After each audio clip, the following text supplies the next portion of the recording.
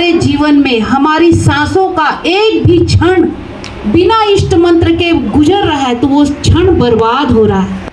अगर हम इष्ट मंत्र के साथ उन सांसों को ले रहे हैं तो वो हमारा समय का उपयोग हो रहा है, उसमें शक्ति मिलेगी।